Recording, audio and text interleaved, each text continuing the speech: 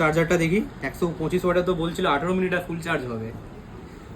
এখন চার্জ আছে পার্সেন্টেজ, ব্রাইটনেসটা বাড়াই, ওয়েট, 79 দেখাচ্ছে।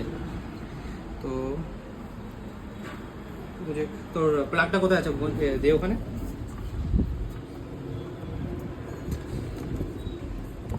বড় আছে না, একটু পাশেটা নালে খুলে দে, দেখালো